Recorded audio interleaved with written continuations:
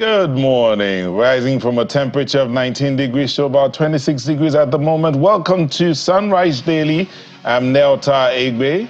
Good morning and welcome. I'm Kayla. But that was drastic, from 19 to 26. Oh, well, that's what happens. It's really bright and sunny here in Abuja. Yeah, it's really sunny in I don't know what it's like where you are, but I know in some places at the moment it's hazy, but it's bright and sunny right here. And it's good to have you out there. And we'll take it somewhere else at the moment that's also bright and sunny. Kebbi State. Yes, indeed. As I told Kayla, one of my favorite parts of Nigeria is Kebbi State. And what you see there is the skyline of the Emir's Palace in Argungu. Remember the Argungu Fishing Festival? Oh, yes. They've been inviting us. I told Chamberlain he would have to do the canoe. He has to be on the calabash in the water, you know, just so we can get a full, and then we can film that and use that as our skyline. That would be good. That would be really nice. Chamberlain on the calabash fishing. Yeah, trying to catch a fish. This is the Argungu, the Emir of Argungu's palace in Kebbi State. Now, Kebbi State is one of those states on the fringes of the desert. Yes, it's a frontline state prone to desert encroachment and desertification, rather. It's in the northwestern part of the country, bordering with Niger Republic and Benin Republic to the southwest. It's mostly short grass savanna. So large expanse of land, good for cultivation of grains like wheat and all of that. The southern part of the state is rocky, while the northern part is sandy. So you can imagine how that goes. The economy is mostly agriculture. Cash crops like peanuts, cotton, and rice produced in the riverine floodplains, and subsistence crops include sorghum, millet, cowpeas, and onions. Kayla. I really love the story of this place. It's such a rich history. Lots of wars have happened in this place. But we won't get into that. I want to be able to talk about some of the things that Argungu does for us today. The Fishing Festival, one of the largest cultural events in northern Nigeria. Very long history. First staged when the Sultan of Sokoto, Hassan Dan Muazu, actually visited the Argungu Emirate in 1934. So it's very old. It's an old city. It's an old festival. It happened, the first time was in 1934, you know, and was held to display the fishing ability of the Kabawas by the Emir Mohammed Sama. Until the 1960s, it was a local affair. But around 1972, at the time, the head of state, Yakubu Gowon, actually attended it. And that was what kind of pushed it into the limelight. And it became something that a lot of people from around the world come from. It's always fantastic when they start to bring the fishes in and they start to weigh them. And you marvel at the size of this fish. You know, for as long as it takes until the festival, between each festival, nobody goes to that river to fish. Nobody goes there to fish. So from one festival to the next, the time space between those two festivals, nobody goes. So the fishes are allowed to grow, and that's why I could find a fish the size of a human being in that place many times. Very old part of the country, and I'm really excited about showing this view just today. Before we leave Kebbi State, one of the side tourist attractions you can find in Kebbi is the tomb of Sheikh Abdullahi Danfodio. Oh, Danfodio's tomb is in Kebbi. Yes, it's in Gwandu, in the Gwandu Emirate, Gwandu area, and the Keman Shrine at Zuru. So those are some of the things you'll find in Kebbi State. But what you're seeing there is the palace of the Emir of Argungu. We should go. I'm going to go. You will go. If you guys don't go. You will go. I will go without you people. And maybe go fishing too. Okay. All right, well, that is Kebbi State. Thank you very much. If you are from Kebbi, you know, good morning to you, and we hope you have a fantastic day ahead. Indeed. So while Kayla is preparing to go for the Argungu Fishing Festival, where she and Chamberlain will be featuring, Chamberlain fishing, Kayla doing the filming, we'll just go on and see what some of the papers have for their headlines.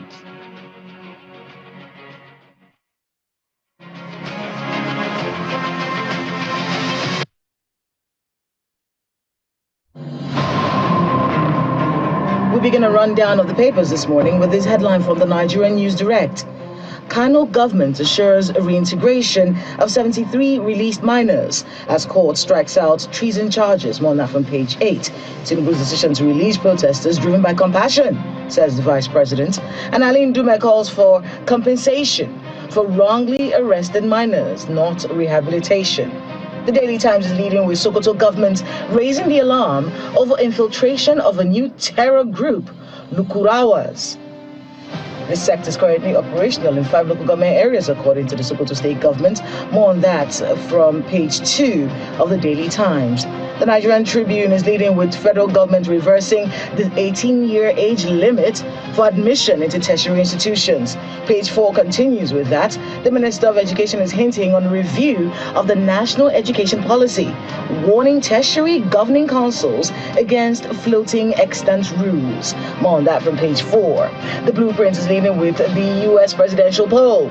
Trump outraged over faulty scanning ballot, sure of victory. More on that from the Blueprint this morning. The Guardian is leading with public engagements, debates fading as vote buying rules polls. Page 6 has more details. The Daily Trust, Harris and Trump, Americans await outcome. Whoever wins is set to make history. Time to abolish electoral college system. Emergence of any of them won't have impact on Nigeria, according to an ex-ambassador. More on that from the Daily Trust newspaper. The This Nigeria paper this morning, why the federal government reversed the under-18 varsity admission policy. Page 6 has more details. The Education Minister, Alausa, says it is in keeping with global best practices. Business Day, Frontier Exploration Fund faces scrutiny amid oil production struggles. The Business Day is leading with that story today. And the Leadership newspaper, the world waits with bated breath for the poll results, and that is in the U.S. election. Page 4 has more details. The Vanguard, end bad governance, why we release the miners, according to the federal government. And the Daily Independent this morning, go and be responsible citizens. Tinubu tells 119 pardoned suspects. And those are the headlines from the newspapers this morning.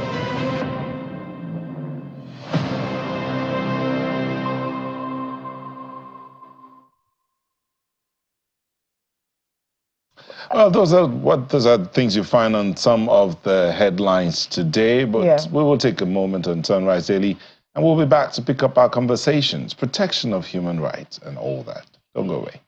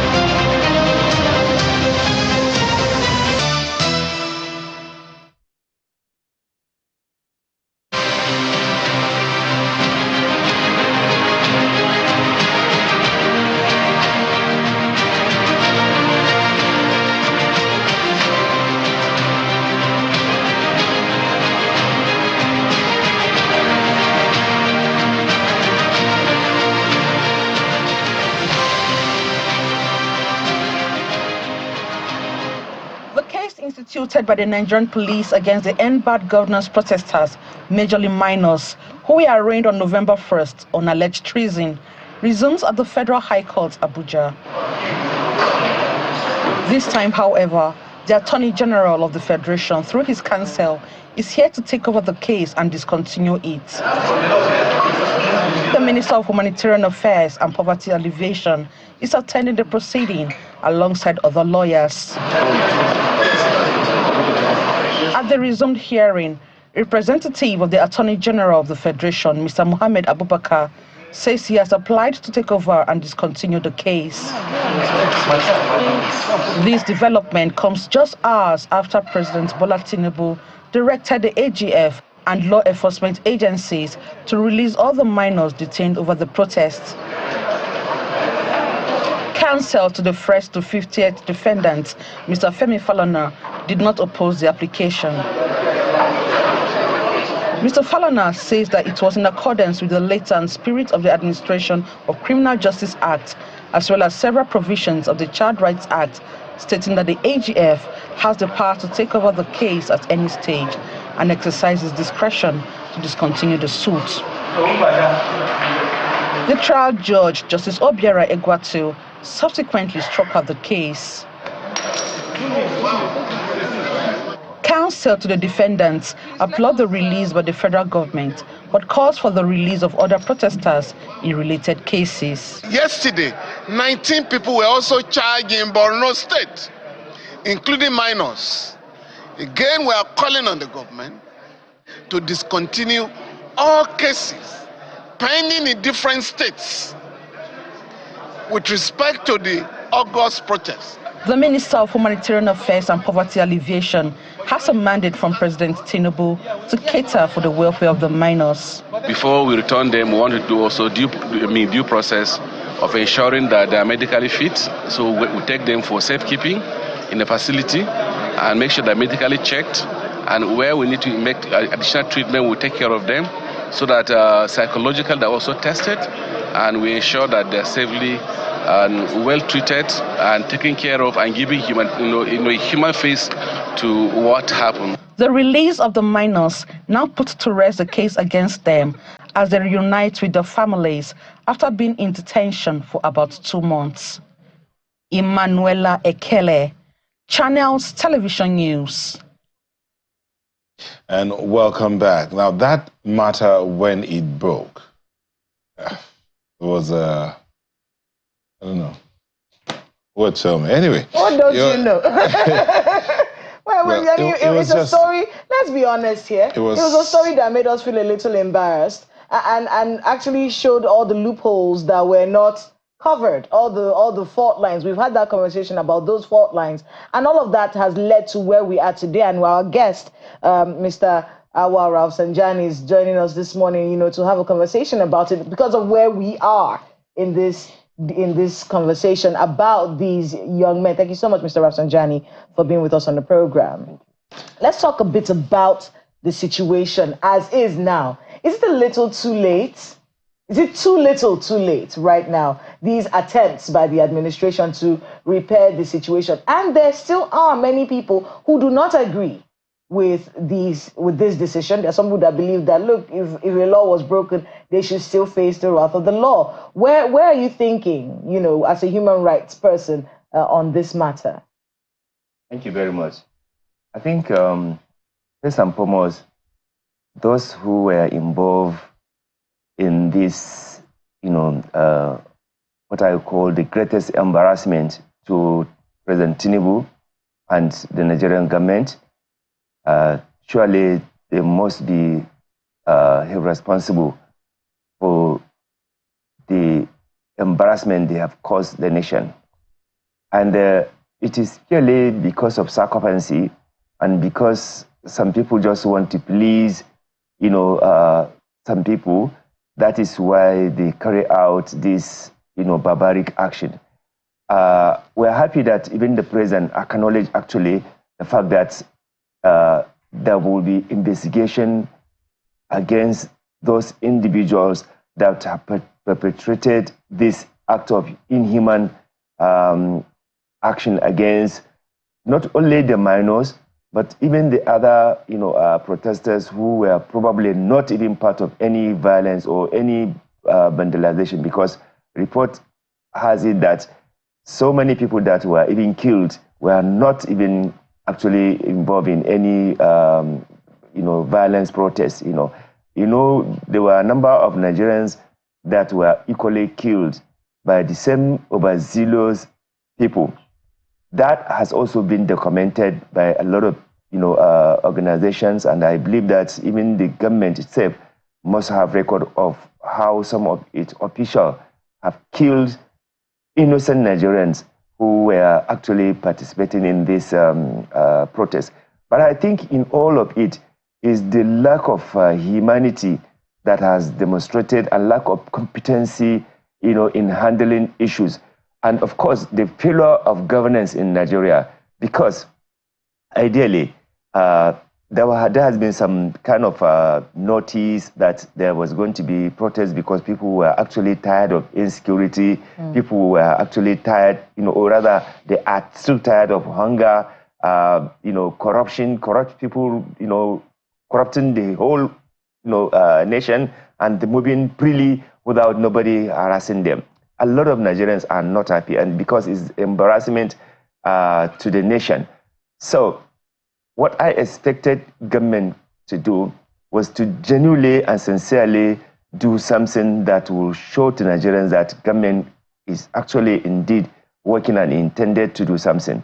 They didn't, do that. In fact, the whole thing was made like a business, for some people to just make money. In fact, some people really wanted that protest to happen so that they can justify spending so many, so much money. You remember there were so many, meetings, so many people were called engagement. All those engagements were not really engagement that they should have done at that time. That's what we call prevention.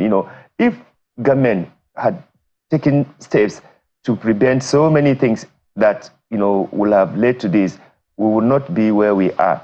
But again, what we have also seen in this, action is to show you that some people are not doing their work with professionalism, with the courtesy, with the decency and responsibility, but rather they just want to do sarcasm to prove to the, whoever their boss is, that they are actually working. Otherwise, you their own sense, how will you arrest a child of 12, 13, 14 years old? Mr. Rafsanjani, you remember when that protest happened in parts of northern Nigeria? We did see young people who looked a lot like the people that we saw in court. I'm not saying it was them exactly, but we saw a lot of young people who looked underage as well, running away with generators. You remember those videos? Yeah. They climbed a police AP, what's that police car called? APC.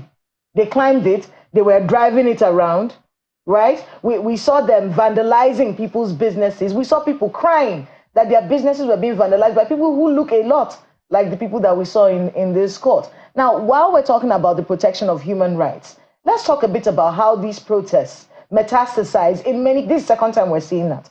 The first one was with NSAS, where while we had genuine protesters who were asking for a change in their life and asking for better governance, there's always this splinter that would always go and start to vandalize and take people's things and commit crimes and whatnot. We saw that with NSAS. We're seeing it, we saw it again with the End Bad Governance protest.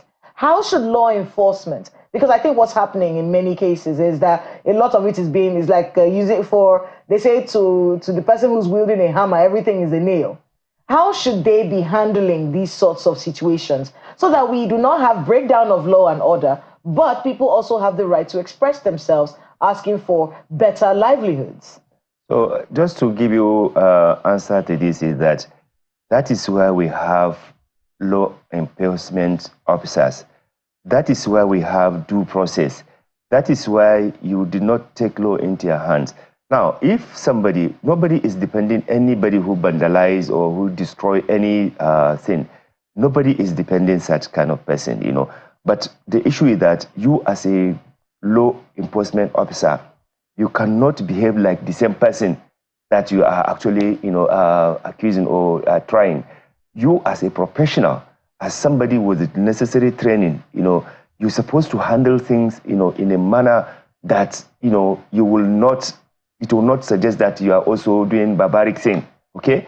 So that is where the fault line comes, When you arrest these people, interrogate them, interview them, establish that they were actually people that, involved in this. Because from the reports that a lot of people and witnesses that they gave, some of the people that were even shot, that were killed, some of the people that were arrested, were not even part and parcel of anything. So where must you gather everybody, bundle everybody, and keep them, even against our own law? The law in Nigeria is very clear. You cannot keep, underage in the same facilities that you have kept adults, hardened criminals. What are you trying to teach, So that is that one. So, number two, this crime was did not happen in Abuja, why must you bring these children from Kaduna, Zaria, Kano to Abuja? So I think there are a lot of faulty lines, and that is why, because you are a professional, you are a serious trained officer, you're supposed to not be the same with the people that you are actually accusing. All right, Mr. Rafsanjani, we'll just step to our Lagos studio where we have a human rights lawyer and former national president of the Committee for the Defense of Human Rights, Mr. Malaki Gumadu, joining us from our Lagos studio. Mr. Gumadu, thank you for joining us. Well, I'm delighted to be here. Good morning, Neta and Kela. Good morning, Nigerians.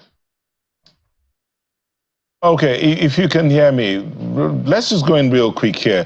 Mr. Rafsanjani has talked about some of the things that have transpired over the last few days. I mean, those underage suspects, rather, now it's clear that there are children being arraigned in a court based on the laws and against the laws of the land. They've been kept in custody for over 3 months, and then they're being arraigned in court when they should have been in juvenile detention. What's your take in all of this? Let's start from that point. The ramification of this misadventure is multifaceted. There are so many wrong aspects to this ugly development that has cast us in a very bad light, even before the international community. So let's look at it this way. The first is that the government of Nigeria has no right whatsoever to keep citizens, no less innocent juvenile children, in detention facilities for over 3 months. No such right. In short, the Constitution insists that where that happens, they are not just entitled to apology, they ought to be given compensation. And I think that this can be pursued to a logical conclusion, just so that the government of Nigeria does not run away or get out of this situation thinking that they can perfunctorily deal with this matter and sweep it under the carpet. That is the one. The second is that we are, as a nation, we have subscribed and ratified so many international conventions, from the United Nations Charter on Human Rights to the Convention Against Torture, to the minimum standard of treatment of prisoners, as well as domestic laws. And I'm referencing the Child Rights Act, I reference the Universal Basic Education Act, as well as the ground norm, which is the Constitution, all declaring their abhorrence to what has just happened. So, if you situate this matter properly within the context of what I just played out, I believe that the federal government of Nigeria became completely overwhelmed, not just by the outcry within the municipal state of Nigeria, but the outrage, rightly expressed by the international community. And, it blows no one any good wind at all that in this time on age, where the children under 18 years, under the Child Rights Act, are supposed to be in schools, where they are never allowed to be tortured or taken into custody with hardened criminals, as my colleague have said over there, or where, as it were, the government has just, lumped in every person in this situation and preferred charges that are unfounded. Look, let me tell you something. We are at the level of the Citizens' Liberties Committee of the Nigerian Bar Association, to which I remain the alternate chair. We have intervened in this matter in a very strategic manner, spanning. Mr. Gumadu, if I may interrupt you briefly here before you get into that, you've made you mentioned something here, 2 words in fact, unfounded charges. Of course, you do know that there are some people in the Nigerian space who are also concerned about having committed a crime, those who have committed the crime ought to do the time. So, but now you're saying unfounded charges. At what point do we balance this? Well, they are children, they are underage, and by the laws, they are minors until they are 18. So at what point do we balance this situation where you've done the crime, do the time? You are able to balance it. That your delicate balancing that you seek can come when you are able to establish what we call a prima facie case. In law, you don't just rush to court. If you rush to court, you rush out. There is what we call a prima facie case. That is, within the parameters of common reasoning, can you rightly indicate that these persons who have been arrested may have committed the offense and allegations against them? If you're able to do that within the parameters of the rules guiding the establishment of a prima facie case, then you can proceed. But where, as in this case, you are talking of treasonable felony, please, treasonable felony, that is about the highest form of crime against the state. And to establish that is that the punishment is death penalty. So, please, tell me, even without being a lawyer or a prosecutor, what is it that the state has beyond the flag they complain about, beyond the fact that children were running amok on the street, expressing their dissatisfaction with the state, expressing their pains and frustration and hunger? What is it? Look, I think the government had just simply embarrassed himself. It needn't take this long before those children were released unconditionally. In fact, I can tell you that but for the campaign and advocacy mounted strenuously by some of us, without sounding immodest, nothing would have happened. You can imagine 3 months of children in detention. Look at the way they looked. Just watch them on the television and see the dehydration and the malnutrition and, you know, all that has happened to them as a people.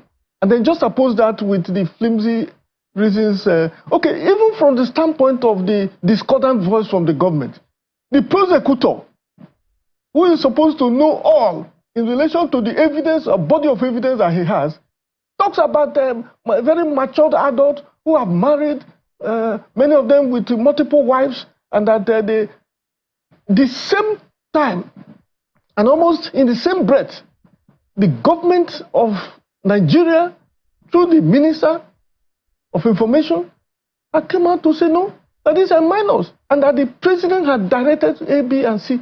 In short, it was at that point that the Attorney General activated his right under Section 174. He need not the intervention of the president to do that. In any case, even the president himself, it came too late, too little. And that is why we must, as a country, take advantage of this concrete situation to demand what the Constitution doesn't say, oh, just release them and they're so uniform for them, very light uniform, and then tell them to go to the... No. The apology must be tendered to them, documented, so that Nigeria will see this stage and curve and turn, and take advantage of this particular situation to guide its future behaviors in a way that shows resentment, and that we are not ready to continue with this kind of habit. Besides that written apology, there must be compensation duly extended to these children and their families. And these children should not just be integrated into the society. We must therefore activate the provisions of Section 11, Section 13, 14, and 15 in particular of the Child Rights Act. What about the Universal Basic Education Act? And send these children to school. Monitor and ensure that these ones, in addition to the over 14 or 15 million Nigerian children who are out of school, get back to school and will begin to deal with this situation seriously. That's my position. That is the delicate balance you want to hear. There was no previous case. Well, Mr. Malaki Ogunmadu, we'll get back to you, and of course, Mr. Rafsanjani, in a bit, but just so we can update our viewers on some breaking news right now. The spokesperson of the president, the special advisor to the president on information and strategy, Mr. Bayo Onanuga, has just sent a statement right now announcing the passing of Chief of Army Staff, Lieutenant General Taoreed Abiodun Lagbaja. We're seeing that statement coming right now from the State House. President Bola Ahmed Tinubu, Commander-in-Chief of the Armed Forces, regretting to announce the passing of Lieutenant General Taoreed Abiodun Lagbaja, the Chief of Army Staff, at the age of 56. He was born on February the 28th in 1968. He was appointed Chief of Army Staff on June the 19th in 2003 by President Tinubu. His distinguished military career began when he enrolled in the Nigerian Defense Academy in 1987. On September the 19th, 1992, he was commissioned as a second lieutenant in the Nigerian Infantry Corps as a member of the 39th Regular Corps. Throughout his service, Lieutenant General Lagbaja demonstrated exceptional leadership and commitment, serving as a platoon commander in the 93 Battalion and the 72 Special Forces Battalion, played pivotal roles in numerous internal security operations, including Operation Zaki in Benue State, Lafia Dole in Borno, Udoka in southeast Nigeria, and Operation Forest Sanity across Kaduna and Niger State. An alumnus of the prestigious U.S. Army War College, he earned a master's degree in strategic studies, demonstrating his dedication to professional growth and excellence in military leadership. He's survived by his beloved wife, Maria, and their 2 children. President Tinubu is expressing his heartfelt condolences to the family and the Nigerian Armed Forces during this difficult time. He wishes Lieutenant General Lagbaja eternal peace and honors his significant contributions to the nation. He was a wonderful man. I have worked with him covering that beat, and he will be missed. And our condolences also added to that of the president, to the Nigerian Army, and to everyone in the defense forces right now who are mourning the death of Lieutenant General Taoreed Lagbaja, the Chief of Army Staff. And may his soul rest in peace. Back to our conversation this morning, we've heard a lot of the things that Mr. Malaki Ugumadu was talking about, and I want to be able to get him to respond to something that we heard Mr. Rafsanjani talk about. When it comes to law enforcement and how they handle these sorts of situations, he did say that there's a lot of high-handedness and what he referred to as eye service, Mr. Ugumadu. Do you think that we have a situation where people feel the need to show that they're working, and as a result of that, commit a lot of mistakes, as a lot of the mistakes you have noted were committed in this particular situation with these children who were arrested and arraigned? Sister, it is for that reason that we are pushing for serious investigation into this matter. It's one step to recognize that there's a serious transgression on the part of the government and the prosecution team, but it is by far more important moving forward to now deal with the situation in a way that clearly shows that we're not interested in traveling this route any further. And what does that entail? It entails that people had exercised serious indiscretion. There have been misapplication of the law. There have even, by far more, the abuse of power. And if you don't mind, total disregard for the rule of law in this circumstance. What you do is to take steps, practical ones at that, to show that the state resents such behavior. And there's no other way to deal with it other than to call out people who were involved in this whole embarrassment, starting from the law enforcement agencies. And we're not talking of just the law enforcement officers that effected the arrest or brutalized the children, those who punish them while in detention, because we have records of that coming into our centers. It has also got to do with those who gave the directives. Because as it were, these chaps don't just act. You could have very overzealous ones among them who go overboard in trying to impress it on their respective bosses that they are doing their bidding. But those who gave the directives or failed to stop this international embarrassment should be brought to book one way or the other, or at least shown the way, to appreciate that this is not the way that the civilized nation can. Look, the fundamental rights of Nigerians to freely express themselves is guaranteed. It's not just a constitutional right. It is a fundamental right. It is fundamental because it is entrenched and has become inalienable.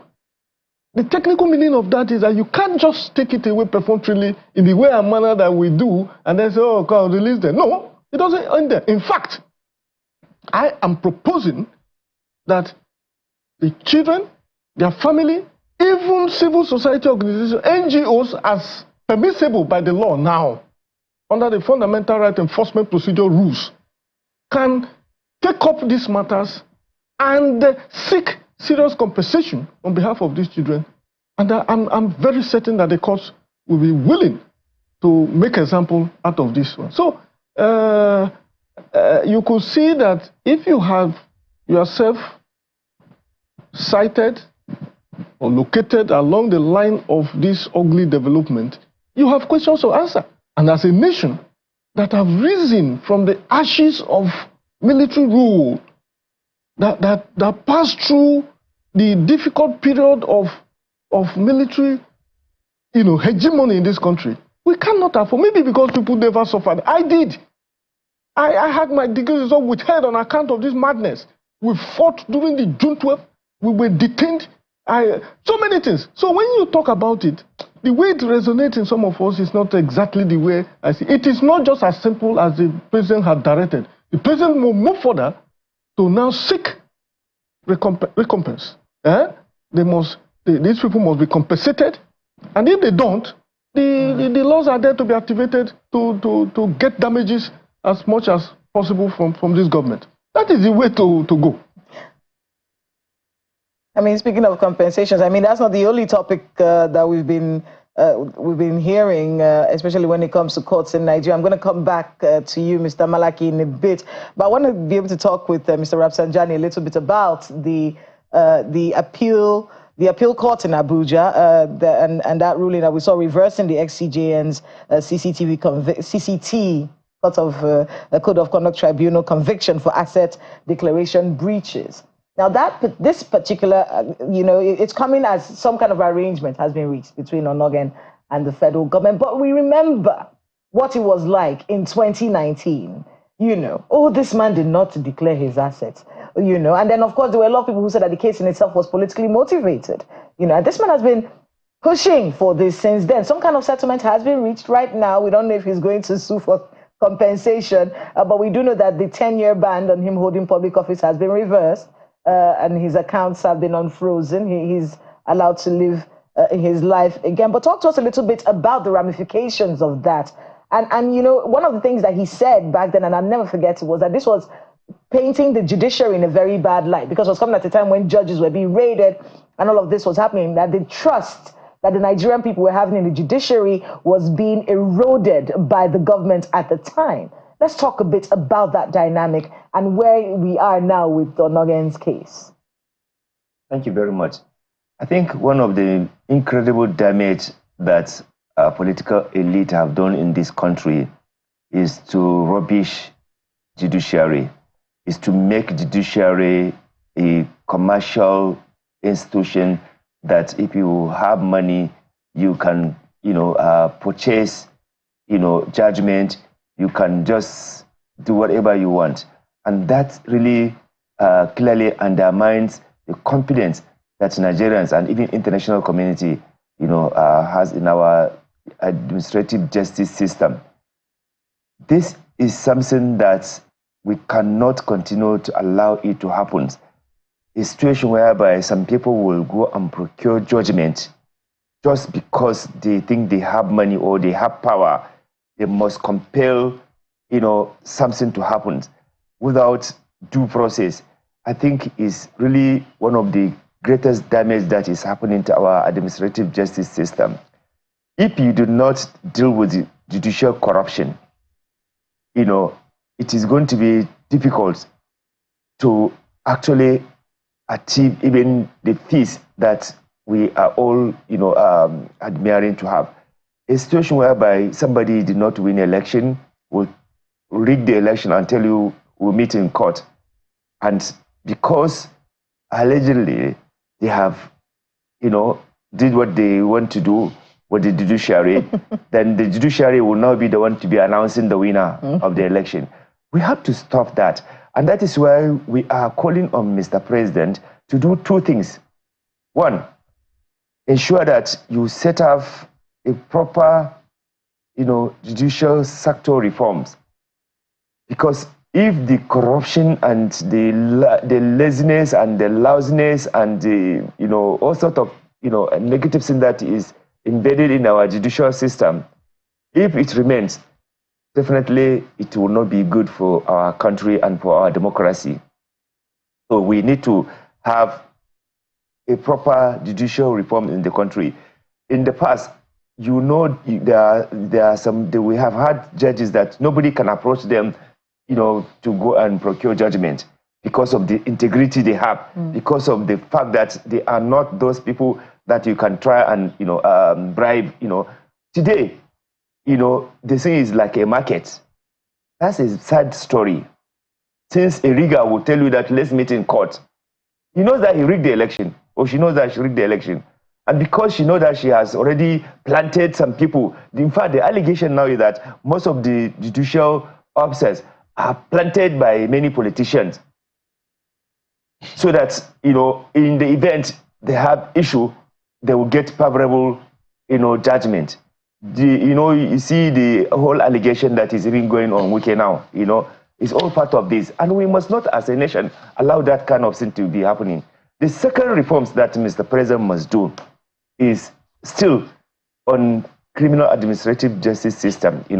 The police in particular, we need to reform, we need to further do reform in the police system. Police should not be enemy and should not be, antagonized.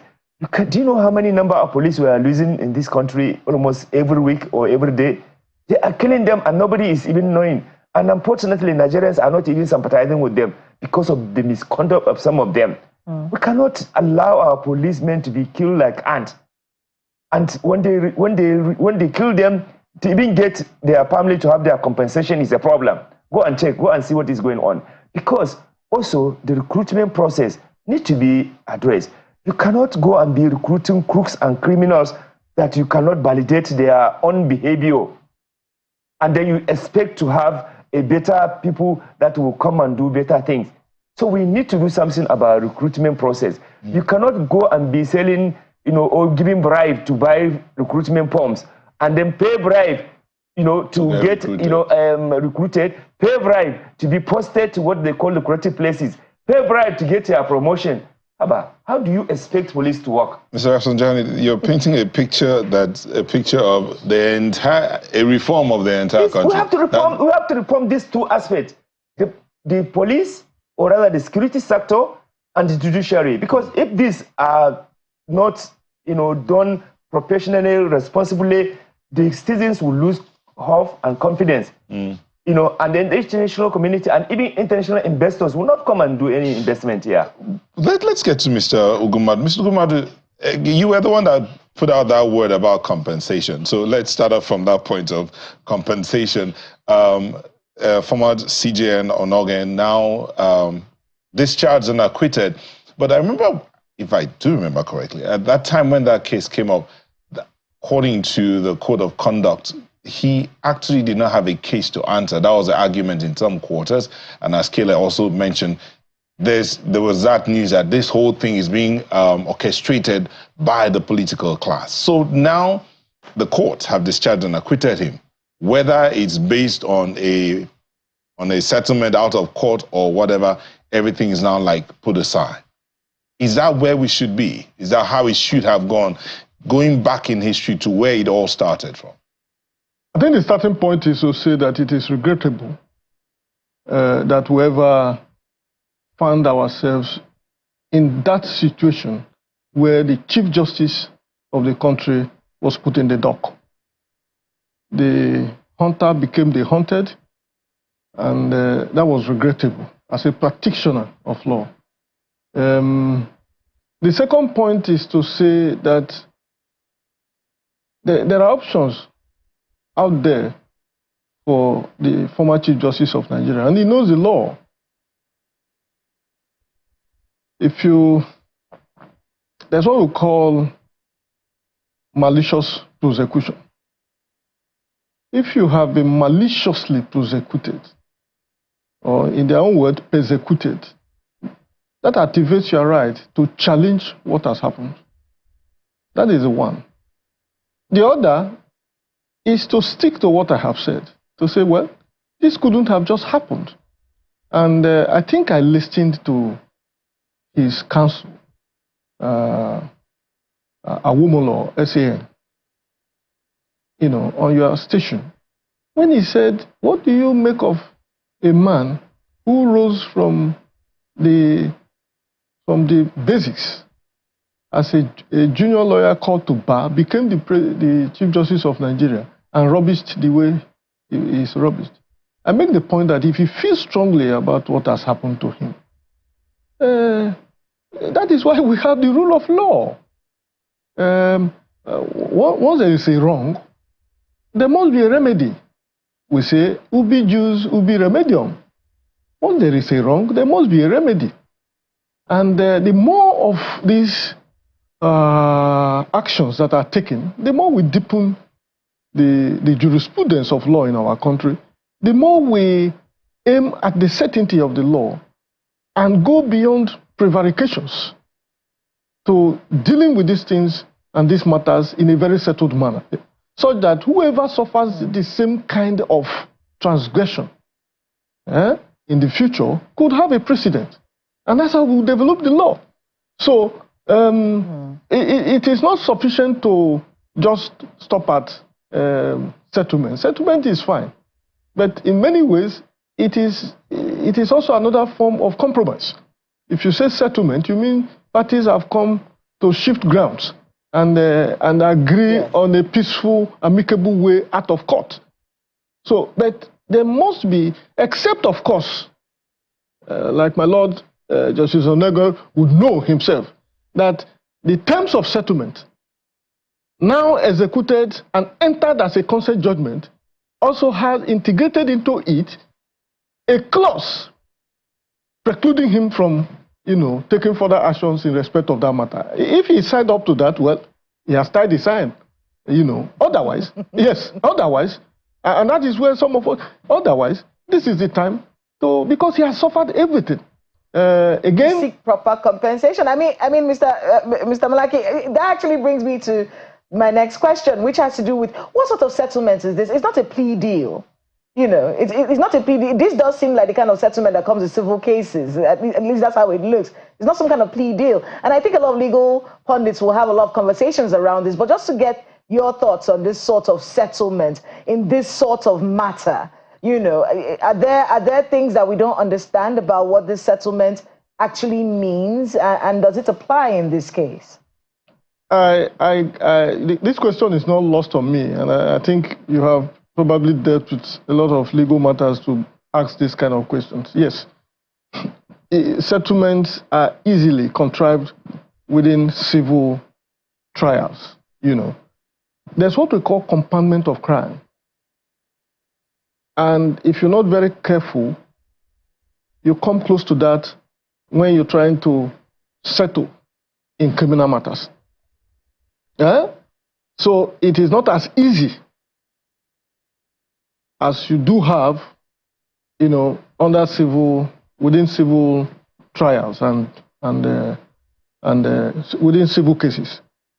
However, the criminal justice system in Nigeria, as applicable in other jurisdictions, has developed so much so that we now have windows of ADR, so to speak, generally, You have plea bargain, like you mentioned. You have these settlements. You have people going into one form of understanding with the state. First, to avoid the huge costs of prosecution.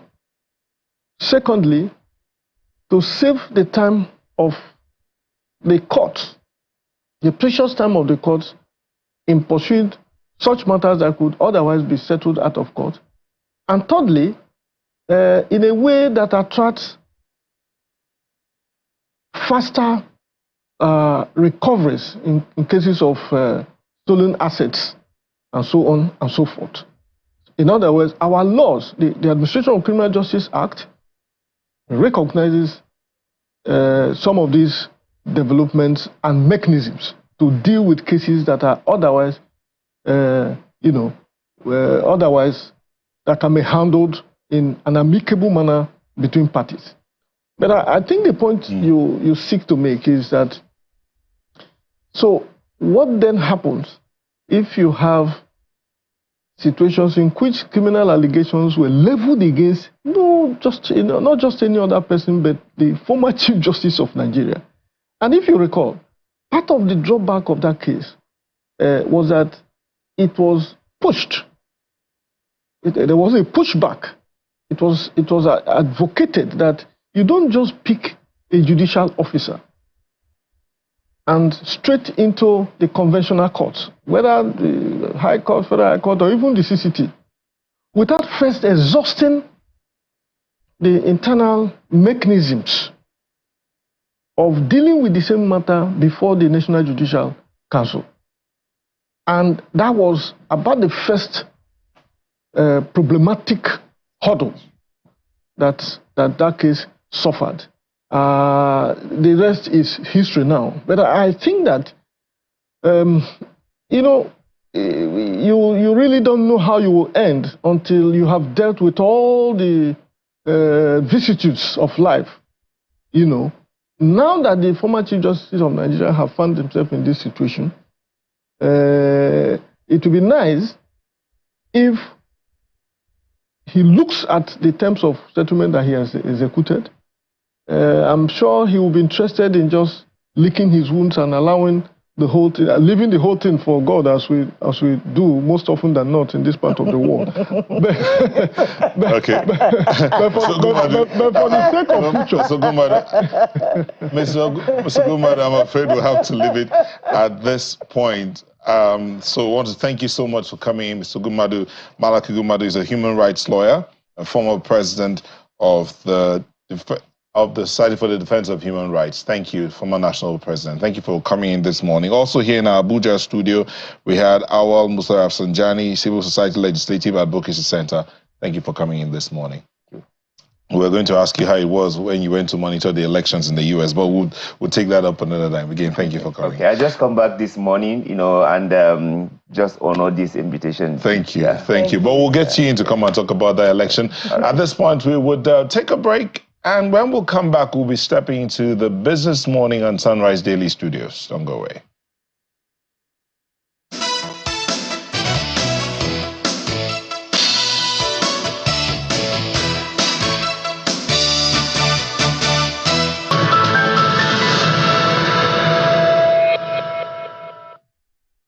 Good morning, everyone. Welcome to Business Morning on Sunrise Daily. Will I say is the United States Day all over the world now, as election results trickle in and already affecting from commodities and sentiments, even the dollar. I don't know when the dollar is affected. Of course, it affects everyone.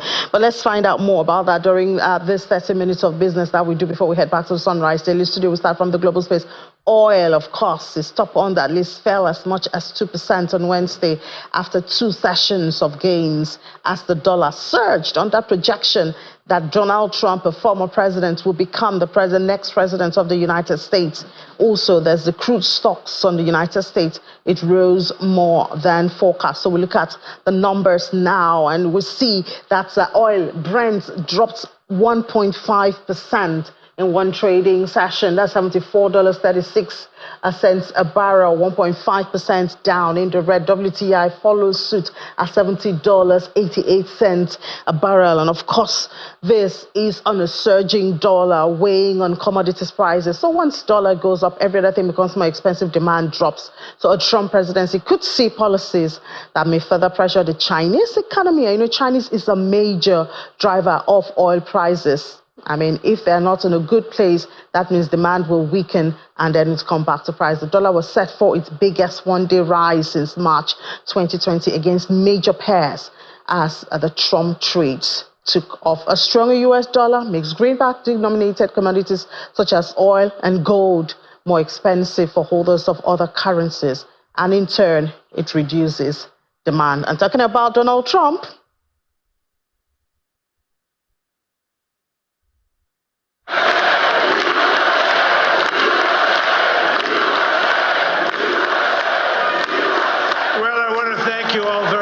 This is great. These are our friends. We have thousands of friends on this incredible movement. This was a movement like nobody's ever seen before. And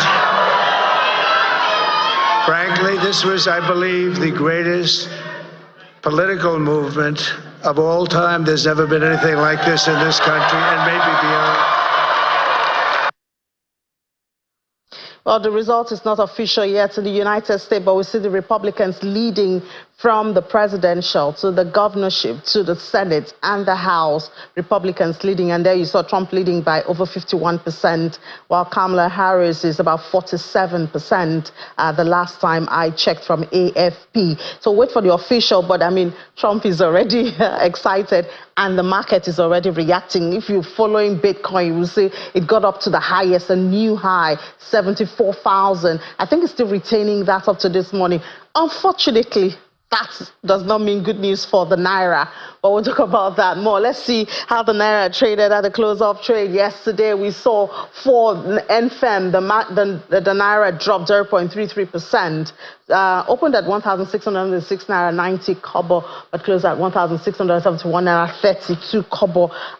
There it gained just about 5 Naira 58 kobo, but it's the flip side for NAFEX. These days we see inverse relationship between both. So we saw a drop 1.24%, lose. That's about 20 Naira 54 kobo for NAFEX went up. But always remember, this is the major market where most of the activity in the currency market takes place. So that's what we have for yesterday from NFM, and we wonder what it will happen when Donald Trump is officially named the winner, and the dollar keeps trending, is already surging as we speak, the highest in, I think, 2020, and all of that. So we'll see what that means. Now, one country that may not be very happy that Trump may be coming back as the president is China. You know, the relationship between them isn't so nice. But at this time, let's talk about China's relationship with Nigeria. They've had an exhibition and they're hoping to close ties further and increase trade further with Nigeria. 2024 China Commodities Expo in Nigeria, holding in Lagos, could be described as a meeting point for private and public sector stakeholders in the manufacturing and trade of goods and services in both countries. The Republic of China has expressed commitment to continue doing business with Nigeria in spite of economic headwinds, and this shows in the data from Chinese Customs Authority that the volume of bilateral trade between Nigeria and China stood at $22.6 billion in 2023. The acting consul general of the People's Republic of China in Lagos, Mr. Jin Mingyun, emphasizes that the expo's role is more than just a platform for showcasing Chinese products, but also a bridge for enhancing understanding and deepening cooperation between Nigeria and China. The African continent. The Chief Executive Officer of the Center for Promotion of Private Enterprises, Dr. Muda Yusuf, draws attention to the fact that there are even more opportunities in exploring the relationship. And with the planned rebasing of the Nigerian economy, we will soon regain our preeminent status with regards to the size and ranking of our GDP on the continent. The cooperation can and should be deepened further with commitment from the Lagos State government. Our administration is committed to fostering an environment that promotes trade, encourages investment, and supports local enterprises. We recognize that strong bilateral relationship, especially with a great country like China, are very vital for attracting foreign investments, and that we drive infrastructural development and create jobs for our people. The event has over 15,000 exhibitors showcasing a diverse range of products from industries such as tires and auto parts, consumer goods and cultural products, food, electromechanical products, sporting goods, hardware, and building materials. All right, but let's stay on the oil and gas for now. We know that the issue around petrol price controversy in Nigeria is still on. Statement from Dangote Refinery, reaction from Petran, Ipman, and all of that. Let's get another perspective. Another player, another group of players in the industry gets their own perspective, and that is the Modular Refineries. They're also contributors to all of this, and they are domestic refiners. Find out what's going on with them. We have joining us virtually now the chairman of OPAC Refineries. He's also the chairman of Crude Oil Refiner Owners Association of Nigeria, that's COAS. Mr. Momo Oyarikua joins us virtually from Lagos. Mr. Oyarikua, good morning, and thank you for your time. Good morning, Ine. So it's good to hear. It will be good to hear your voice talking about the modular refineries in the midst of all of this. We know that you're supposed to be in the same position with Dangote since you are a local or domestic refiners, but there's also the cry of monopoly. So what is your stance in the midst of all this high or low price of petrol, imported or not, and then the issue of substandard petrochemical products?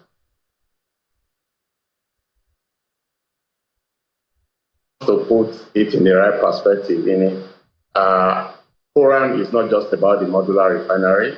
Dangote is also our member. So I haven't said that.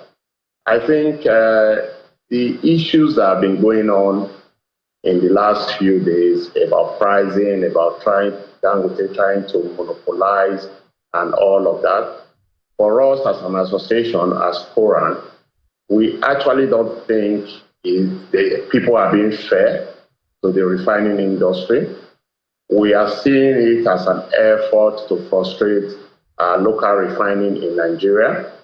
The truth is that if products are being imported into Nigeria to compete against products that are produced by refineries in Nigeria, there won't be healthy competition. Some of the things Dangote has said, they are quite very true. I mean, products are being blended, and we are aware, I'm still playing in the downstream sector. We are aware of situations where products are brought into Nigeria, and sometimes we have even purchased as a company. My trading company has actually purchased product before. After 2 weeks and all of that, the product will change color and will return it to some of these international traders that bring the product into the country that trade out of Lomé. And now what they are trying to do, because they are local refineries, some of them, we are aware, are taking like tanks in Nigeria, and they want to come and compete with the local refineries with this kind of products that are being traded. I can assure you that the product we produce from our local refinery, our best quality. I have one product in my office that since we started refining, I've had it in my office. The color has remained the same. Everything has remained the same. So we in the refinery sector, we are actually not very, very happy that this is happening. We had a summit recently where we said we as refiners, we want to make Nigeria a net exporter of petroleum products. There is no way Nigeria can be a net exporter of petroleum products if we begin to have imported products compete with Nigeria. We are looking for a platform, and we are asking, which was the purpose of the summit, where we can have conversation with the downstream players. Let's understand what the issues are. Let's see how we can all resolve all these issues together. It's not just the downstream player, even the upstream players, to supply us food to be able to refine locally and ensure that we are able to meet the yearning and the needs of Nigeria with local products. And I'm sure with time, the price will come down because there are... Yeah, Lady, good morning. How are you doing? Please, can you ask any of your technicians?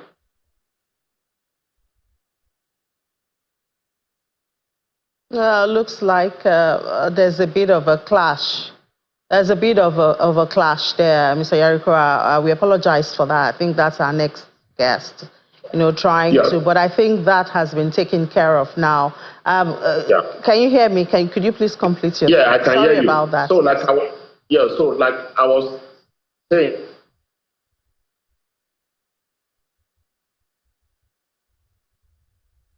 now it seems that the network of Mr. Yarikura is not so stable at this time, unfortunately. But I mean, I believe he will be back. And I would just like to ask him, Mr. Yarikura, if you can hear us, I would just like to ask, are you saying that the claims of the marketers, especially Petroleum, they had a statement out that they will be able to import quality petroleum products into the country at lower price? Are you saying that is not a possibility? You see, I cannot refute it, but we need to be backing some of these statements with facts. Which refinery are they going to import these products from? There is no refinery in Africa today that is working. If you're bringing some of these products, even the traders that are bringing products into Nigeria, some of them, they come from ARA, which is in Rotterdam.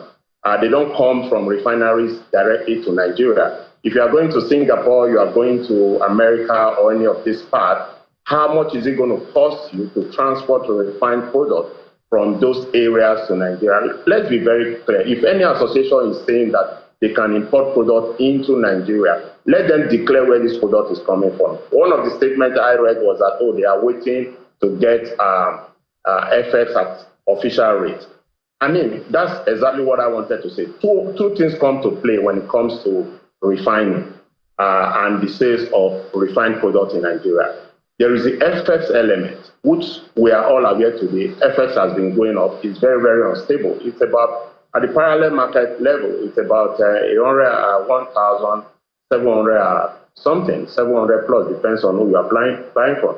And crude has been fluctuating. And this is what actually modulates the price of refined product. And we all know, if you go there, if you go and benchmark this using Platts and looking at the petrol index in Platts, anybody today who says that he can import any product into Nigeria less than 900 naira, the person must be questioned, because this is an international market. It's not anything that is hidden. The calculations are there. Today, we know to import products into Nigeria at dollar level is probably going to be about between $700 and $730 per ton, including some of the logistics.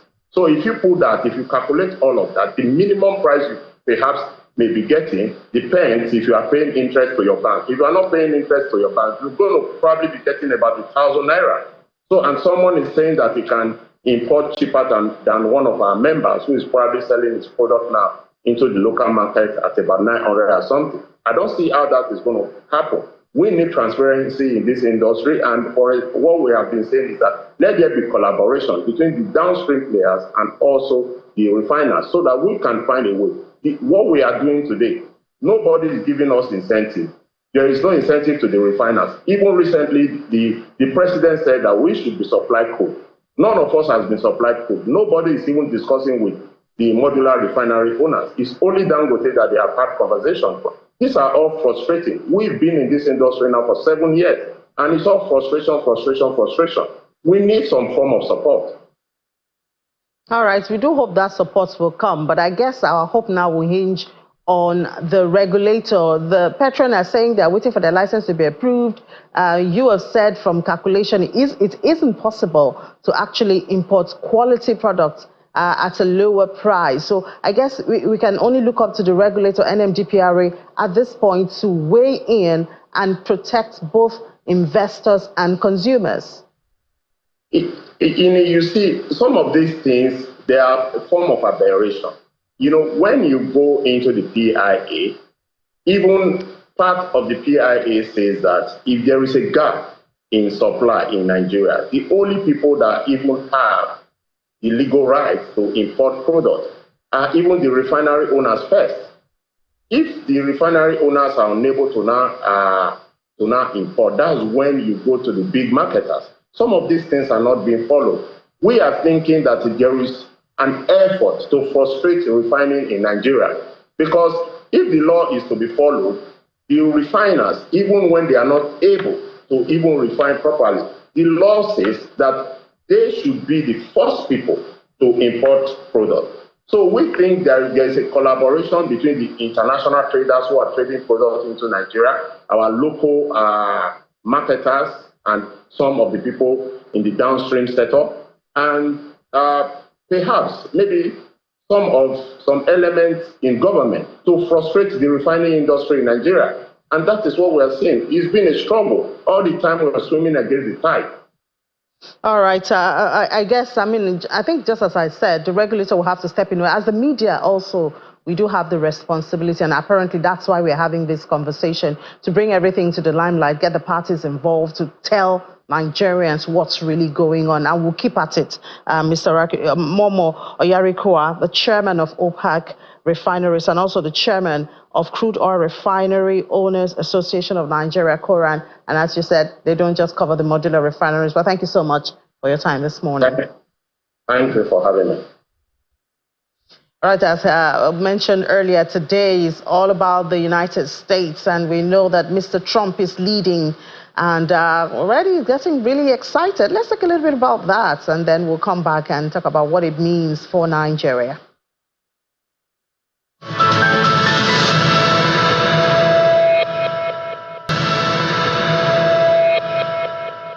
There you have it, Mr. Trump, well, on his way to victory, being announced officially, I guess, looking at the votes so far. But what does it mean for Africa? What does it mean for Nigeria? Already, we see the dollar trending, and that's no good news for our debt servicing.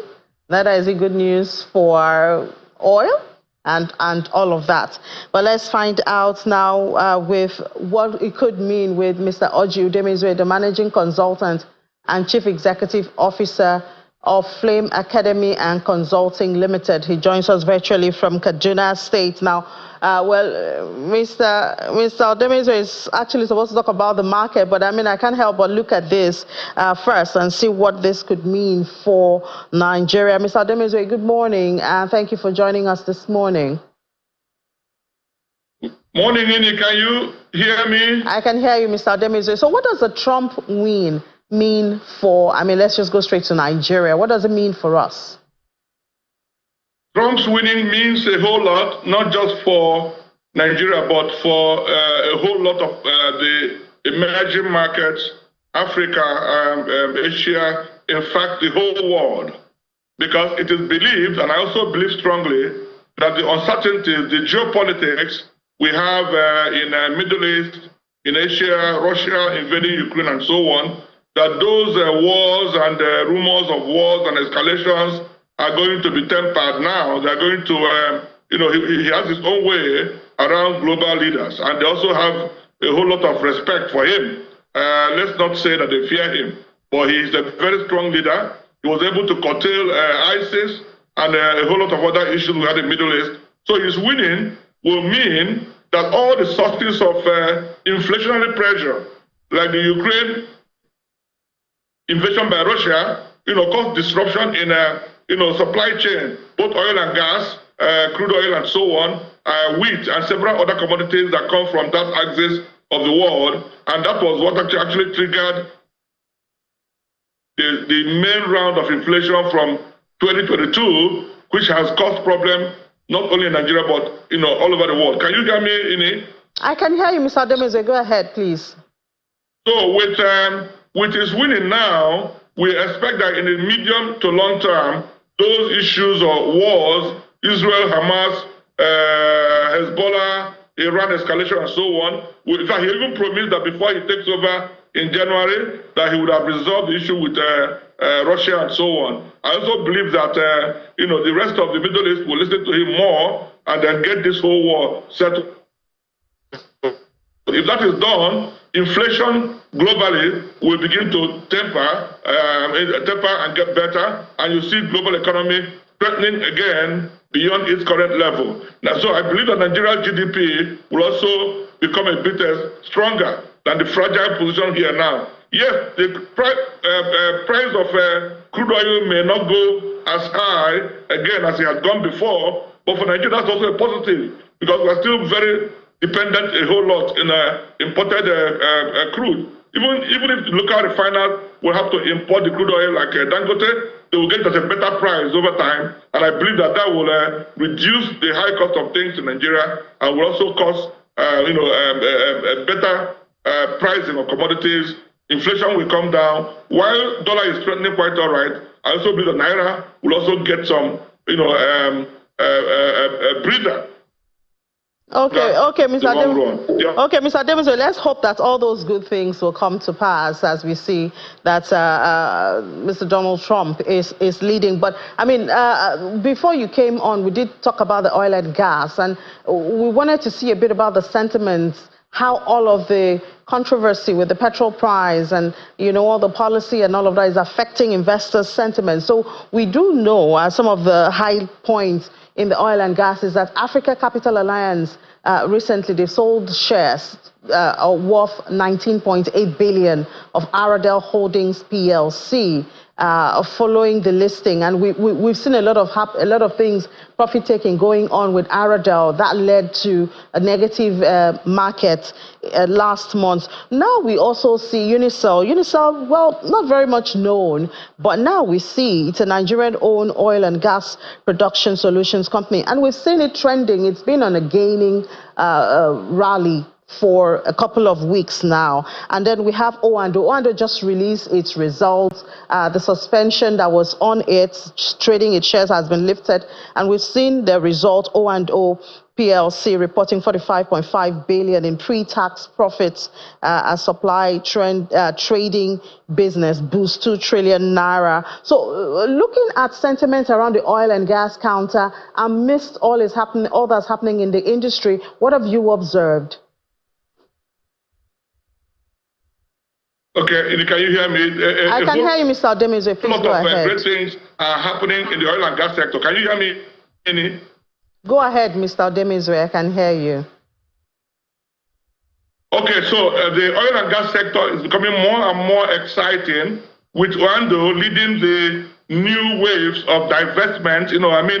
Investment, deep investment in the upstream sector of that industry, where they recently completed the acquisition of now Nigerian Agri Oil Company's huge assets, and a few others are following. But Oando has become the leader in that movement of buying over these assets from divesting international oil companies. And if you look at the result Oando released and the rally in their shares, you see that there's a whole lot of goodwill coming around that company, and investors, who are very smart, will begin to take position in that, segment of the oil and gas sector. If you look at Oando's result, they grew significantly from 2022 to 2023 across all parameters, and then due to some challenges they had earlier in the year, insecurity and all of that, and of course their foreign exchange losses, they posted a decline, not a loss now, but a declining, growth in their profitability. All right, but if you, drill down further on that line, you find that 2 months post-acquisition of Naok assets, they have seen huge growth in their trading activities, Oando trading, and of course, a better use of their huge assets, which they just acquired from Naok in trying to boost production. That's just in 2 months post-acquisition. Now, if you give them time, because Oando is a local or indigenous operator now in the upstream sector of Nigerian oil and gas sector. Now, they know the environment, they know our people, all the insecurity issues, host community aggression and all of that are going to taper. They're going to, manage them better because we know ourselves. We can enter the creeks and resolve the issues. And if they remove those obstructions to the activities and put their huge assets they recently acquired from now almost $1 billion of assets, they begin to put them into productivity, use them very well. If they maintain even their current level of return on assets, you will see a huge level of profitability coming up on that investment. So there's so much excitement awaiting investors in that company, and of course, I believe in other similar companies in that sector. The Seplat and the rest of them. So Oando is a leader in that sector, and I see a huge opportunity, in their operations. Don't forget that the acquisition of NAOC assets includes a whole lot of things. Several about 40 discovered, oil fields with about 25 or more currently operating, and even almost 40 of about to be discovered prospecting field. They have a large, asset of gas pipeline, crude oil pipeline, even the loading bay in Brass, and very importantly, the energy, that's the power plant in Obai and Benin. There's a whole lot. All right, Mr. Allow me to mention all of these assets. Yes, so yes, obviously. Government support our local player and they're able to put these assets to use. There's so much promise on the investment in Oando and their shares in the market, my own belief. Yeah, Mr. Demezwe, well, I really wish we had more time because it would be interesting to know how this will fit into the issue, the challenge that we have now, which is importation against a local refinery. But time forbids us to do all of that. I've really taken a bit of the time as a Sunrise Daily. But thank you so much for your time this morning, Mr. Oji Demezwe, Managing Consultant and Chief Executive Officer of Flame Academy and Consulting Limited. Thank you for your time and enjoy the rest of your day. Always my pleasure to be on your show. Thanks so much for inviting me. All right, now let's head back to the Sunrise Daily studio with Nelta and Kayla.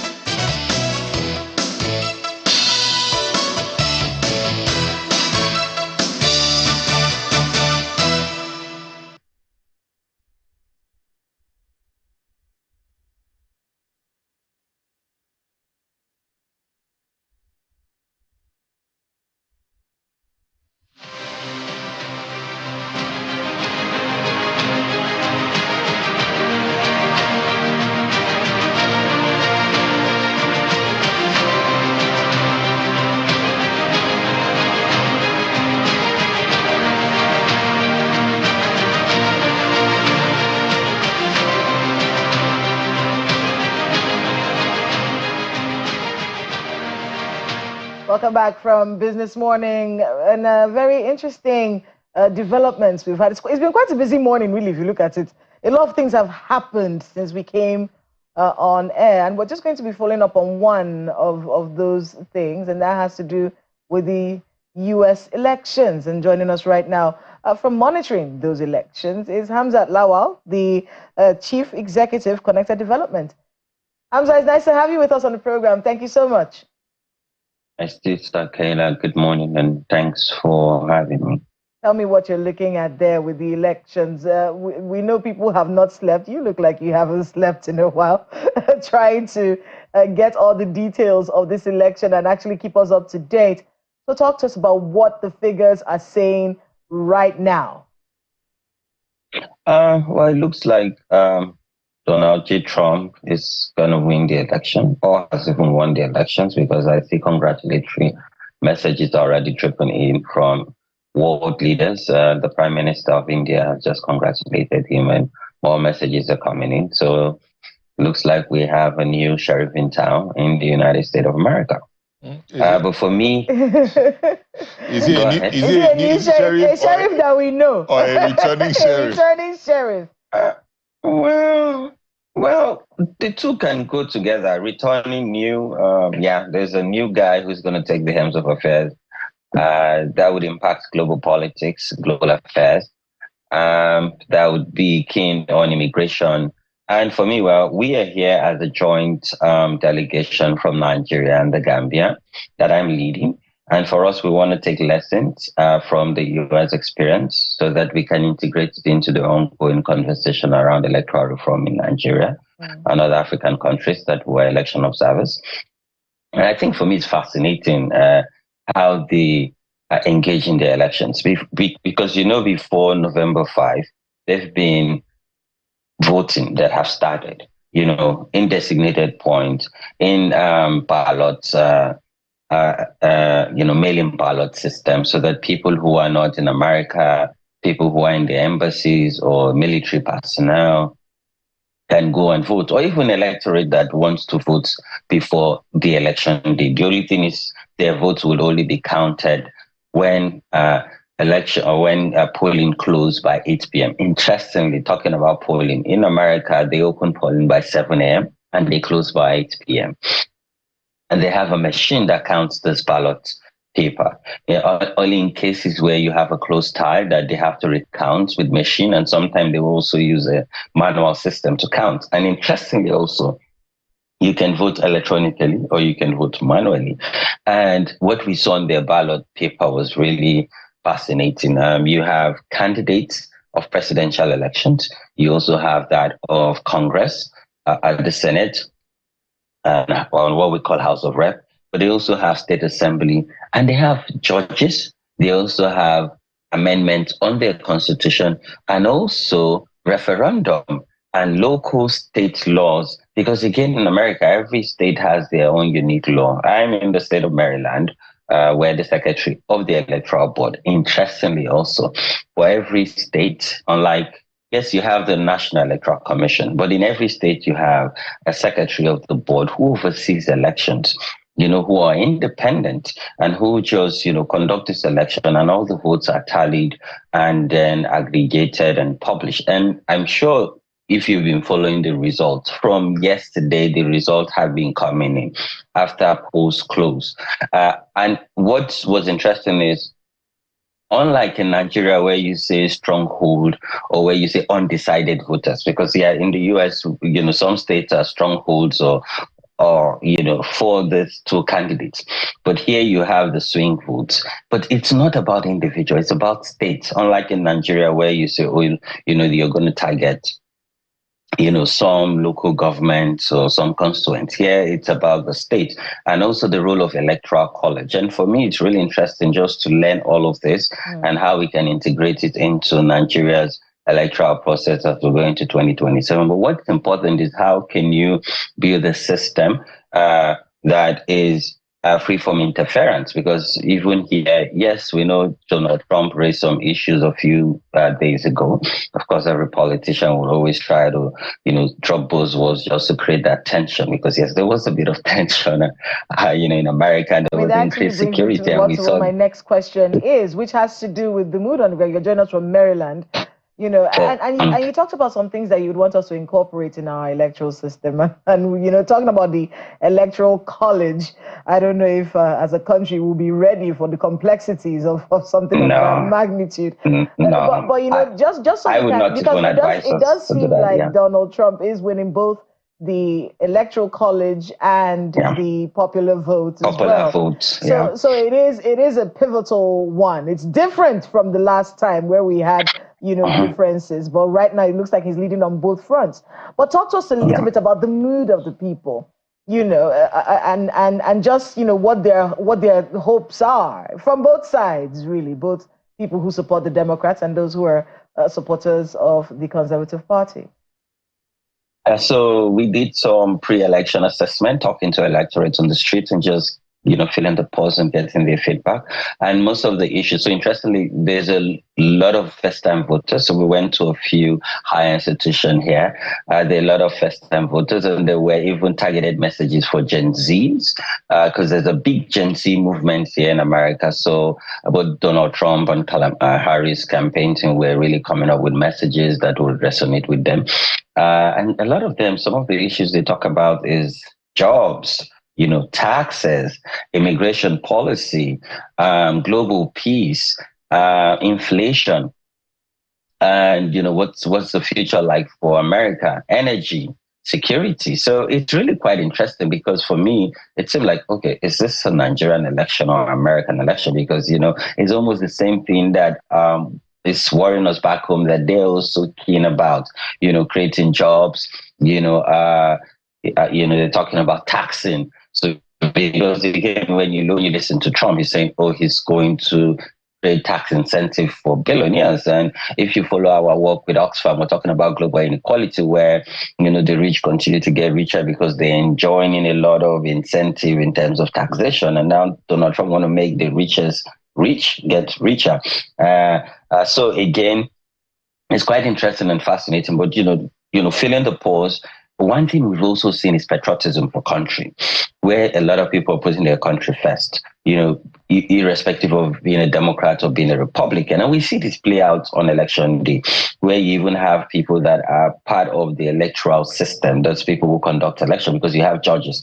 Sometimes, yes, they're bipartisan, but sometimes they're Democrats, sometimes they're Republican, but it doesn't really matter. For them, it's about the system, the process, and ensuring that America works for them. And that's why you see an average American, they're always proud. They say, oh, the American way. You keep hearing here the American way. So it's about their country, their institution, which is independent.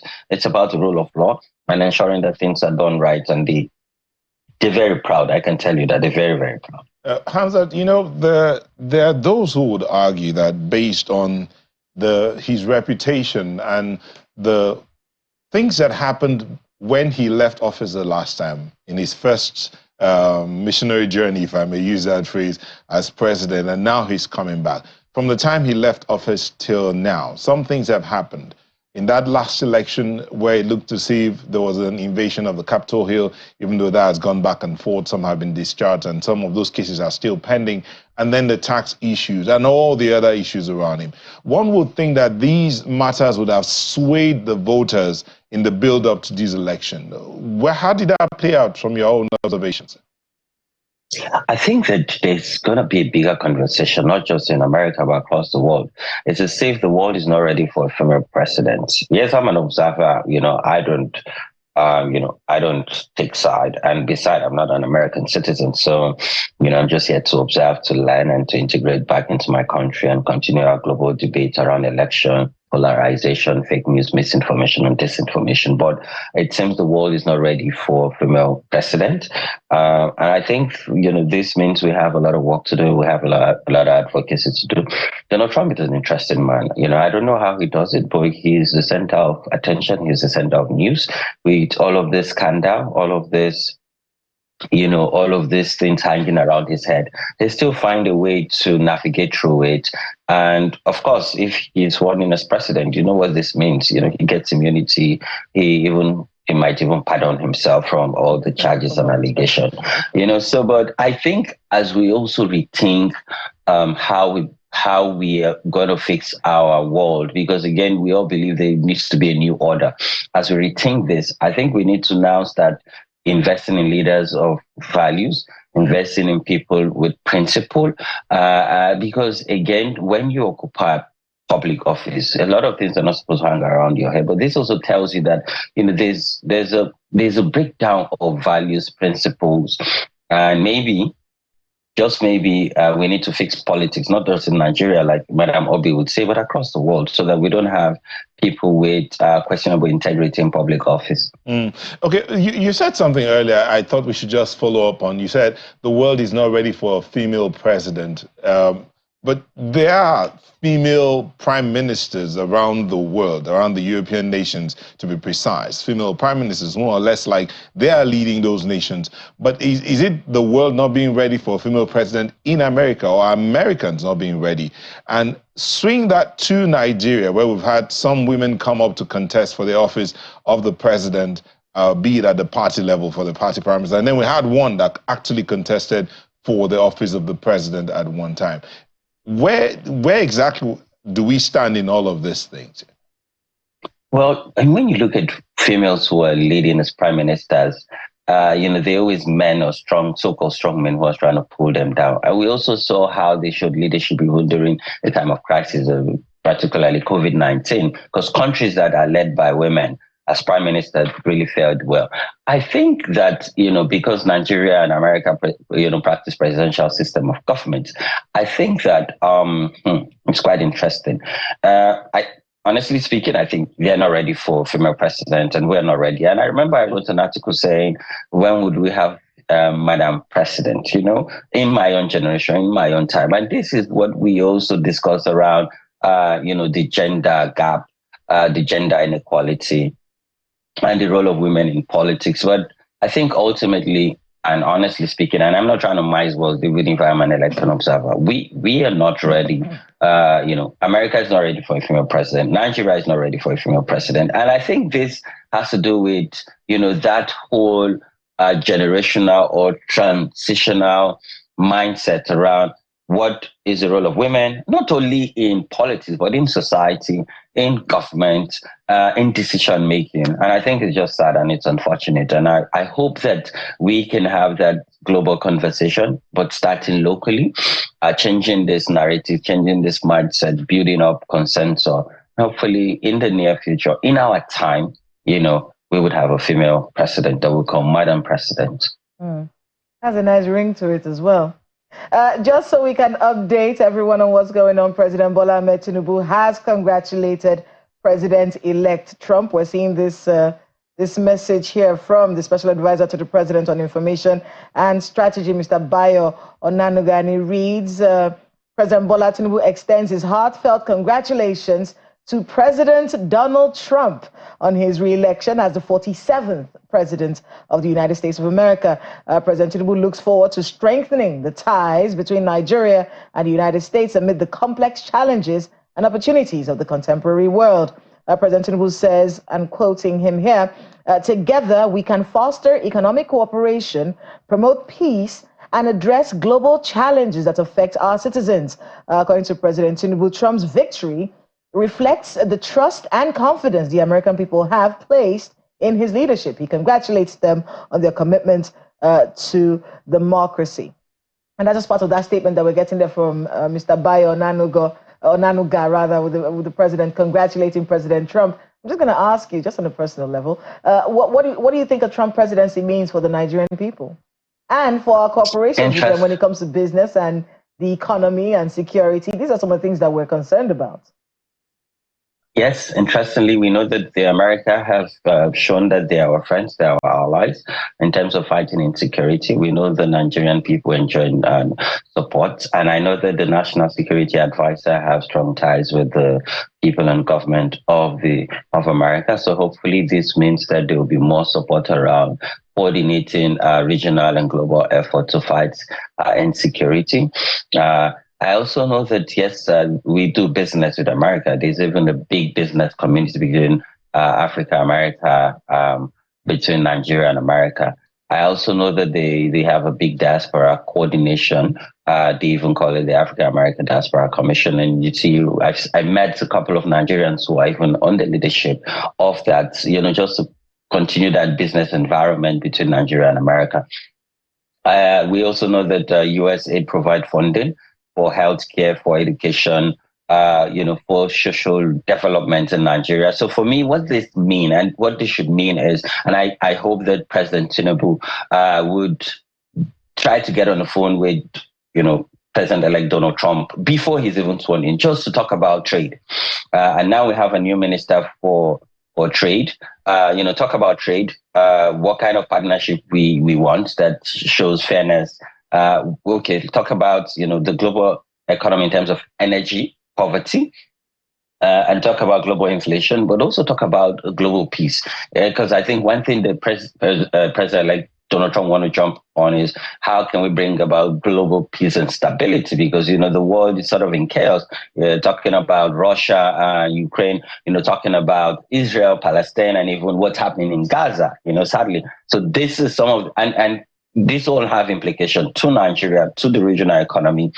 Talking about peace also and democracy, because you see, sadly, democracy is an attack. There's polarization and a coordinated attack on democracy. And we've seen what's happened in West Africa, where you now have some military junta. So how can President Bola Ahmed Tinubu work closely with President-elect Donald Trump to bring, stability, and transition back to democracy, but also invest in more in democracy. But as we do this, it's most importantly, how do we invest in institution? How do we invest in process and system and take away, interference by individuals or powerful men and women at the corridors of power?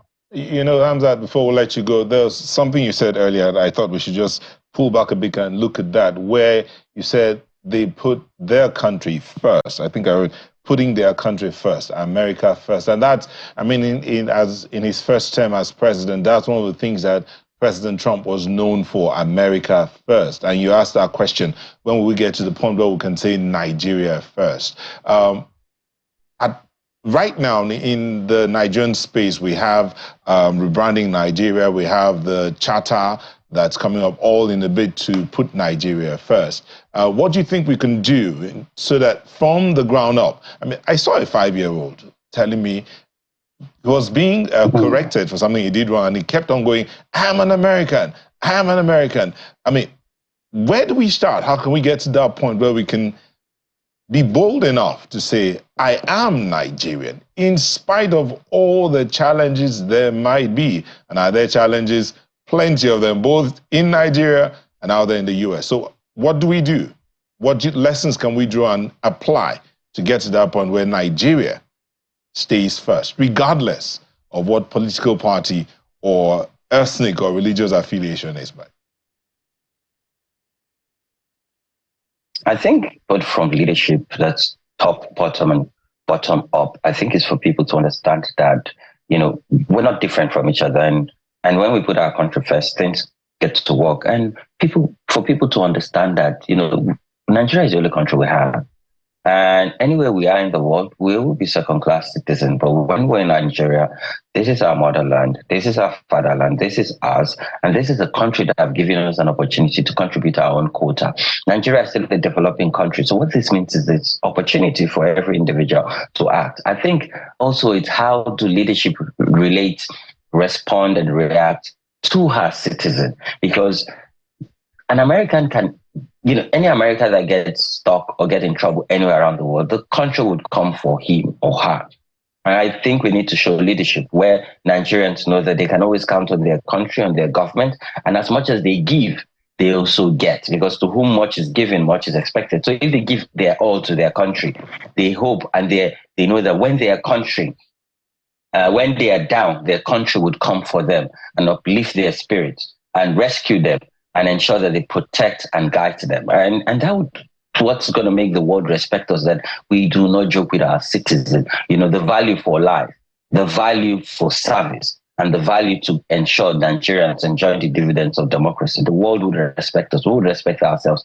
And most importantly, we will become that regional power bloc that the world is yearning for. Because Nigeria, when Nigeria is in the room, you cannot afford to ignore them. But first, we must recognize that power.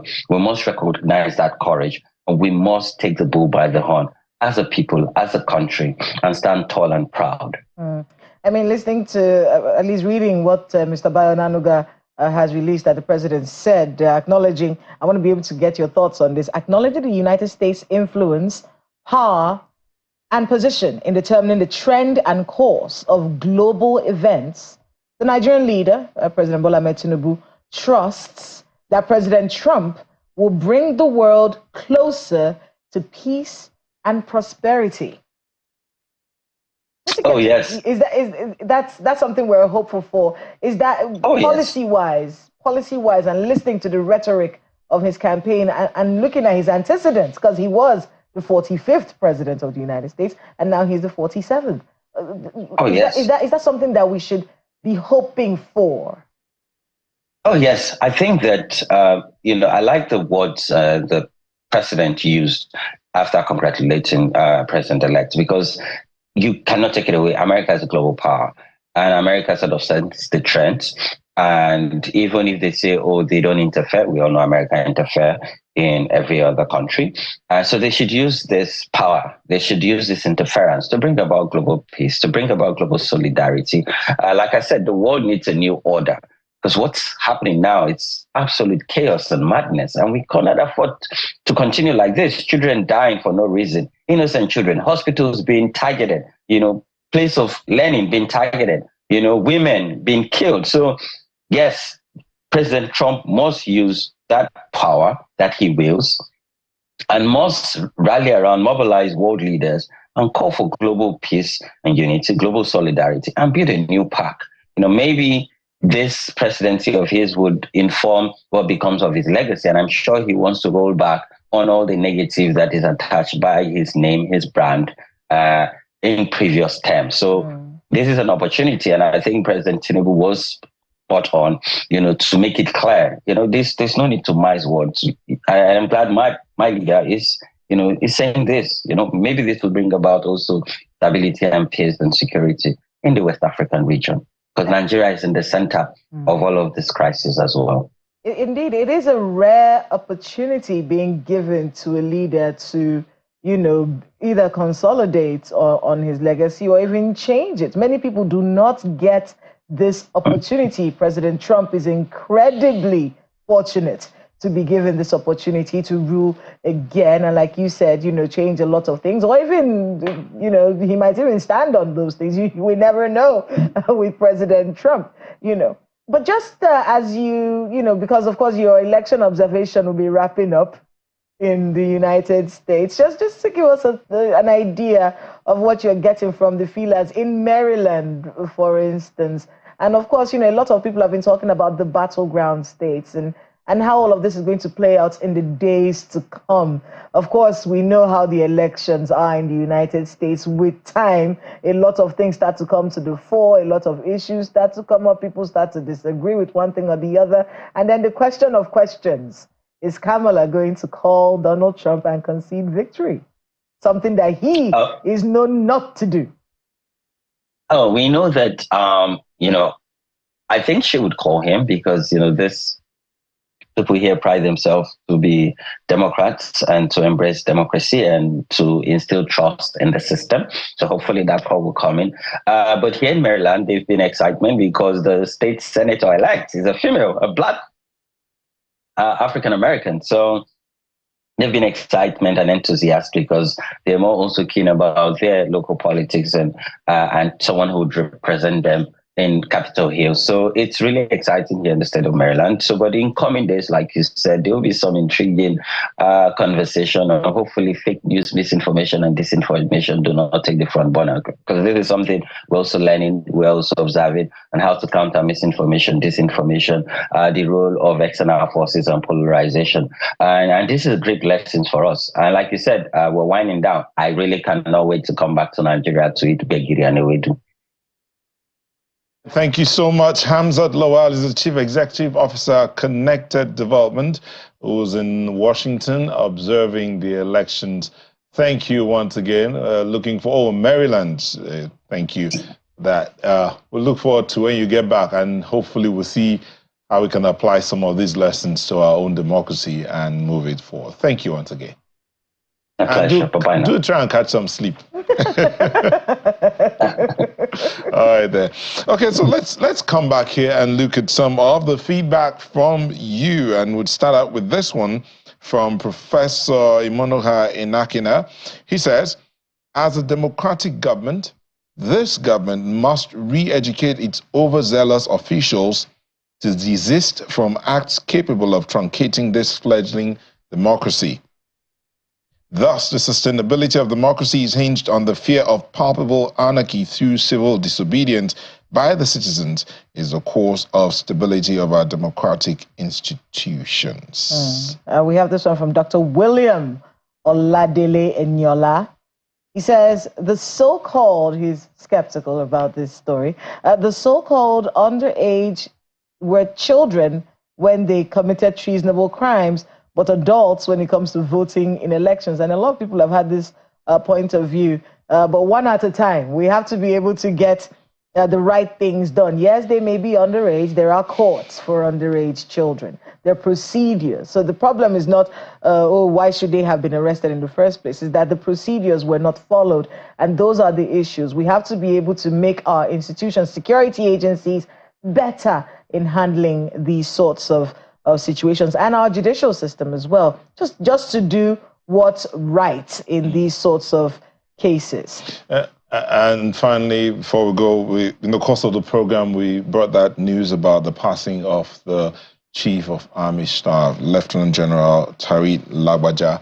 That was confirmed by the President through a statement from Mr. Bayo Onanuga. Yes, quintessential soldier, as they will say. He passed on Tuesday, going by that statement. He was known for a distinguished military career, which began when he enrolled in the Nigerian Defense Academy in 1987. Throughout his service, he's demonstrated exceptional leadership and commitment, serving as a platoon commander in 93 Battalion and 72 Special Forces. All of this before he became the Chief of Army Staff. He will be sorely missed. Our condolences to the family and the Nigerian Army and the Nigerian military in general, and indeed the nation Nigeria. But that's why we have to draw the curtains on today's program. I want to thank you for letting us be a part of your morning. We wish you a fantastic Wednesday, right? But remember that where you are, you can also do your own bit. Yes, do your own part as a Nigerian, and let's put Nigeria first. God bless you. Enjoy the rest of your day. I'm Neota Igbe. I'm Kayla Megwa. Have a great day ahead.